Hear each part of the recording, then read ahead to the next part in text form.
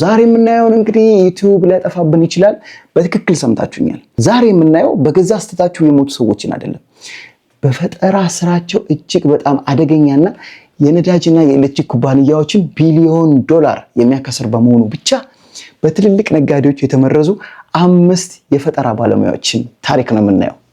በተለይም ደግሞ የውሃ መኪና የሰራው ሰውዬ ምግብ ቤት ውስጥ እየበላ መረዙኝ ብሎ የጮህበት ታሪክ ጭንቅላትን ያዞራል። አሁኑኑ ሰብስክራይብ አድርጉ፣ ላይክ ቁልፉን ተጫኑ። እናም በቀጥታ ወደ መጀመሪያው ቪዲዮ እንግባ። ኤዲተር አሁን ቪዲዮን አስጀምረው። እንደ አውሮፓውያን አቆጣጠር ማርች 1998 በአንድ ቀዝቃዛ የምሽት ክፍለ ጊዜ በግሮቭ ሲቲ ኦሃዮ በሚገኝ አንድ የምግብ ቤት መኪና ማቆሚያ ቦታ ላይ ስታሊን ሜየር የተባለ የፈጠራ ባለሙያ ጉሮሮውን ታንቆ መርዝ አጋቱኝ በማለት እየጮኸ በመንገድ ላይ ታየ። ከዛም በደቂቃ ውስጥ ህይወቱ አለፈ። ኦኬ ጋይስ፣ ይሄ ሰውዬ እንግዲህ ስታሊን ሜየር ይባላል። በ1980ዎቹ እና 90ዎቹ ነዳጅ አያስፈልግም፣ መኪና በውሃ ብቻ መሄድ ይችላል ብሎ ዓለምን አስደነገጠ።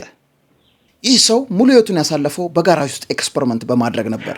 ቆይ ብሮ አስበው እንግዲህ ውሃ እየቀዳ መኪና ውስጥ ትጨምራለህ፣ ከዛ መኪና ይሄዳል። ይሄ ነገር እውነት ከሆነ የነዳጅ ኩባንያዎች በሙሉ ይከስራሉ ማለት ነው። ታዲያ ምን ተፈጠረ? ታሪኩ እዚህ ጋር ነው የሚጀምረው። ስታሊን ይህን መኪና ሰርቶ ከጨረሰ በኋላ ከትላልቅ ባለሀብቶች ጋር ምግብ ቤት ውስጥ ሊመክር ይቀመጣል። ከዛም አንድ ጁስ ያዛል። ይጠጣና ድንገት አንገቱን ይዞ ወደ ውጭ ይሮጣል። መሬት ላይ ወድቆ የመጨረሻ ንግግሩ ምን እንደነበር ታውቃላችሁ? መርዘው ገደሉኝ፣ መረዙኝ ብሎ ወዲያውኑ ህይወቱ አለፈ። በጣም አስገራሚ ነው። እንግዲህ ከዚህ በኋላ ነው ሰዎች ሁሉ የነዳጅ ኩባንያዎች መርዘውት ነው አሉ። ግን ቆይ እውነቱን ለመነጋገር ጋይስ፣ ከሞተ በኋላ ዶክተሮች ሲመረምሩት በአንጎሉ ውስጥ የደም መፍሰስ ታይቶ ነበር የሚል አይነት ሀሳብ አቅርበዋል። ፍርድ ቤትም የፈጠራው ውሸት ነው፣ ትክክለኛ የሆነ ፈጠራ አይደለም፣ የውሸት ፈጠራ ነው ያቀረበው ብሎም ክስ እንደመሰረተበትም ይናገራል። ግን እስከዛሬ ድረስ በሚሊዮን የሚቆጠሩ ሰዎች ነጋዴዎች ገድለውት ነው የሞቱት ብለው ያምናሉ። እናንተስ ምን ይመስላችኋል? እስቲ ኮሜንት ላይ ያስቀምጡልኝ። አሁን ወደ ሁለተኛው እንለፍ። ሰዎች ወደ ስራ ወደ ቤት ለመሄድ ልጆቻቸውንም ከትምህርት ቤት ለመውሰድና ለተለያዩ ነገሮች አውራ ጎዳናዎችን መጠቀም የግድ ይሆንባቸዋል። በዚህም ምክንያት እኛ የሰው ልጆች ዕለታዊ ተግባራችንን ለማከናወን ብቻ እጅግ ከፍተኛ መጠን ያለው የነዳጅ ዘይት ለመጠቀም ተገደናል። ይህንንም ተከትሎ የነዳጅ ፍጆታን ለማስተካከል የተለያዩ ጥናቶች ሲሰሩ ቆይተዋል። ላለፉት 10 ዓመታትም በከፍተኛ ሁኔታ ይሄ ጥናት ሲደረግ ቆይቷል። ነገር ግን በ1970ዎቹ መገባደጃ ላይ ለዚህ ሁሉ ችግር መፍትሄን የፈጠረ አንድ ሰው እንደነበረ ብነግረስ? ይህ የፈጠራ ስራ ምንም አይነት ልዩ ነዳጅ አልተጠቀመም፣ ወይም ደግሞ ምንም አይነት እንግዳ የሆነ ሞተር አላስፈለገውም። በቀላሉ በነበረው ሞተር ላይ የተወሰኑ ማሻሻዎችን ማድረግ ብቻ ነበር ያስፈልገው። ይህ ወጣት ቶም ኦግልስ ይባላል። መካኒክ ነው። በ1977 ዓ.ም አንድ አስገራሚ ካርቡሬተር ፈጠረ። ይህም ማሽን 1 ጋሎን ነዳጅ ብቻ በመጠቀም 160 ኪሎ ሜትር ይሄዳል። እንግዲህ ምን ማለት ነው? አሁን በአንድ ጋሎን እንግዲህ እስከ 30 ኪሎ ሜትር በላይ የሚሄዱ መኪናዎች በአብዛኛው የሉም ማለት ነው። እንግዲህ በትክክል ታዲያ ይህ ፈጠራ ሲሰራ የነዳጅ ኩባንያዎች ደነገጡ። ፈጠራህንም በቢሊዮን ዶላር እንግዛ እና ድርጅትን አትክፈተው አሉት ማለት ነው። እሱ ግን እምቢ፣ ለዓለም ህዝብ ሲምፕል የሆነ ላይፍን ማቅረብ እፈልጋለሁ ብሎ ተከራከራቸው ማለት ነው። ከዛስ ምን ሆነ? በመጀመሪያ በሽጉጥ ተኩሰው ሊገድሉት ሞከሩ፣ ተረፈ።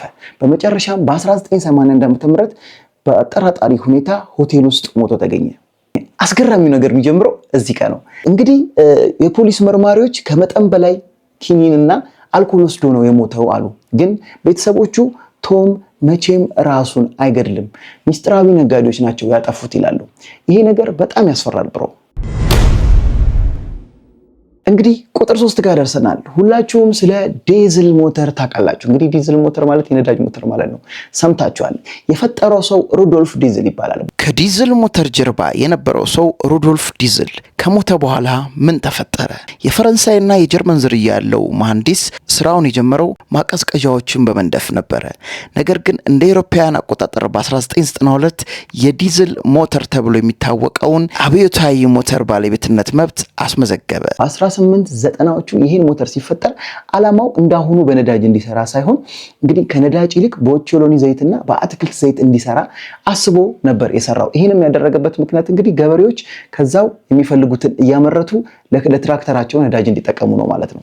ብሮ አስበው መኪና በኦቾሎኒ ዘይት ትሄዳል ማለት ይሄ የከሰልና የነዳጅ ነጋዴዎችን በሙሉ ከጨዋታ ውጭ የሚያደርግ ነው ማለት ነው። እንግዲህ በ1913 ዓ.ም ሩዶልፍ ዲዘል በእንግሊዝ ሀገር አዲስ ፋብሪካ ሊከፍት መርከብ ላይ ተሳፈረ።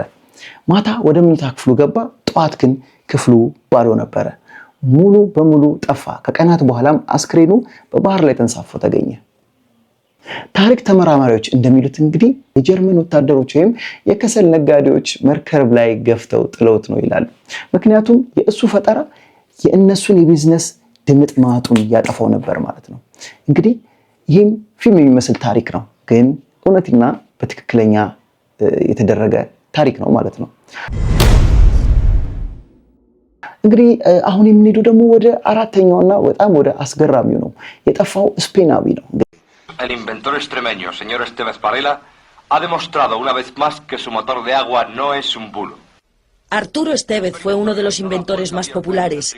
Echaba un trago al botijo y el resto del agua era para su motor.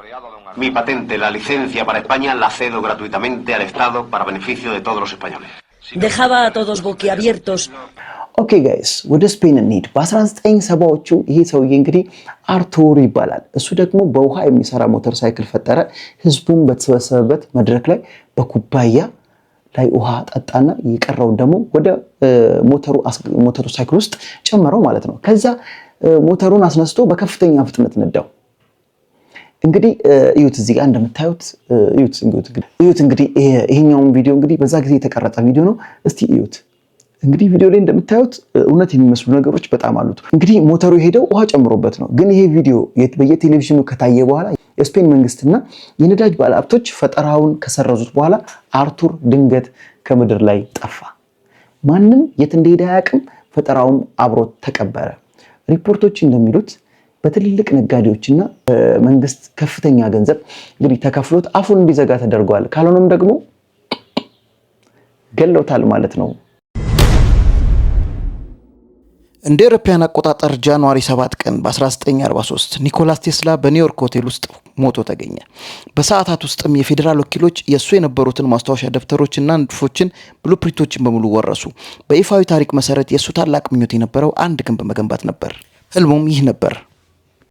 ኩሬው ዙሪያ እየተንሸራሸርክ በውሃ ላይ የሚዋኙ ዳክዮችን ፎቶ ታነሳለህ። በዚህም ጊዜ ስልክ ባትሪ ለመሙላት አየርን መጠቀም ይጀምራል። በኤሌክትሪክ መኪና ውስጥ ተቀምጠህ ጥቂት ማይሎችን ትነዳለህ። በዙሪያህም ምንም አይነት ነዳጅ ማደያ ወይም ሌላ የባትሪ መሙያ ቦታ የለም። ነገር ግን መኪና ቻርጅ ማድረግ አያስፈልግም፣ ምክንያቱም ቀድሞውኑ በኃይል የተሞላ ነው። ይህንን ኃይል የሚያገኘውም በቀጥታ ከአየር ነው። በማንኛውም የዓለም ክፍል የሞባይል ኔትወርክና ነፃ ኢንተርኔት ታገኛለህ። ስለ ገመዶች፣ ሶኬቶችና ዩኤስቢ ማያያዣዎች ከረሳቸው ቆይታል። መሳሪያዎቹ ሁሉ ያለ ገመድ ይሰራሉ። በየከተማው ትላልቅ ግንቦች አሉ። እነዚህን ግንቦች የማይታዩ የኤሌክትሪክ ሞገዶችን ያመነጫሉ። ኃይልም በሁሉም ቦታ አለ። መጠኑም ገደብ የለውም። በመጨረሻ የምናገኘው ደግሞ በጣም በብዙ ፈጠራዎች የምናውቀውና በአይኪው ከፍተኛ የሆነው ኒኮላስ ቴስላ ነው እና የመጨረሻውና ትልቁ ኪንግ ኒኮላስ ቴስላ ለዓለም ሕዝብ በሙሉ ነፃ ኤሌክትሪክን ወይም ፍሪ ዋየርለስ ኢነርጂን ማሰራጨት የሚችል ትልቅ ታወር እየገነባ ነበረ። ታዲያ ይህን ፕሮጀክት ፋይናንስ የሚያደርገው ጂፒ ሞርጋን የተባለው ቢሊዮነር ነበረ። ሞርጋንም ቴስላን ምን አለው መሰላችሁ? ቆይ ቴስላ፣ ይሄ ኤሌክትሪክ በነፃ አየር ላይ የሚሰራጭ ከሆነ እኛ ከየት ጋር ነው ሜትር ገጥመን ለሰዎች የምንሸጠውና ገንዘብ የምንሰበስበው አለው። ብሮ ነጋዴው የፈለገው ገንዘብን ብቻ ነበረ። ቴስላ አይ ይሄ ለሰው ልጅ በነፃ የሚሰጥ ነው አለው። ጂፒ ሞርጋንም ወዲያውኑ ገንዘቡን ተቀበለው። ታወሩም እንዲፈርስ ተደረገ። ቴስላም ብቸኛና ደሃ ሆኖ ሆቴል ክፍል ውስጥ እንዲሞት ተደረገ ማለት ነው። የሰራቸውም ወረቀቶች በሙሉ እንግዲህ በመንግስት ተወረሱ። በመጨረሻም እንግዲህ ይሄ ጉዳይ ተደባብሶና ጸጥ ብሎ እንዲቀር ተደረገ ማለት ነው። እነዚህ ታሪኮች የሚያሳዩት ዓለማችን የሚመሩት ትልልቅ ነጋዴዎች ምን ያህል ጨካኝ መሆን እንደሚችሉና በጥቅማቸው ከመጣችሁ ሊያጠፋችሁ እንደሚችሉ ነው። ፈጠራ ዓለምን ቢጠቅምም እንኳን የእነሱን ኪስ የሚነካ ከሆነ አደገኛ ነው። ከዚህ 5 ታሪኮች ውስጥ የትኛው ይበልጥ አስደነገጣችሁ? የውሃ መኪናው፣ የስታሊን የሚር ታሪክ ወይስ የቶም ኦግልስ ኮሜንት ወይም ደግሞ የኒኮላስ ቴስላ ታሪክ? እንግዲህ ኮሜንት ላይ አሳውቁን። ቪዲዮን ላይክ ማድረጋችሁን እና ሰብስክራይብ ማድረጋችሁን እንዳትረሱ። በቀጣይ ቪዲዮ እስከምንገናኝ ቻው ቻው ቻው ቻው። እንወዳችኋለን።